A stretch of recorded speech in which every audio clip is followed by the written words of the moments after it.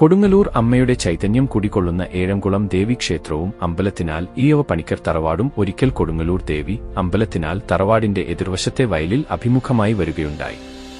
ആ സമയം ദേവി അമ്പലത്തിനാൽ തറവാട്ടിലെ കാവിലെയും തറവാട്ടിലെ തൂക്കുവിളക്കിലെയും പ്രകാശം കാണുകയും ദേവി തറവാട്ടിലേക്ക് ചെന്ന് ഉള്ളിലെ അപൂർവ മുറിയിൽ പ്രവേശിച്ചു.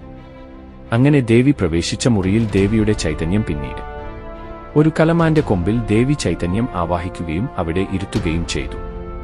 കാലമാന്റെ കൊമ്പിൽ ദേവിയെ ആവാഹിക്കാൻ കാരണം എത്ര കൊല്ലങ്ങൾ വേണമെങ്കിലും അത് കേടുവരാതെ ഇരിക്കും എന്നുള്ള അറിവ് പൂർവികർക്ക് ഉണ്ടായിരുന്നു. അന്നു മുതൽ ആ അപൂർവ മുറിയിൽ അമ്മ കുടിയിരിക്കുന്നു.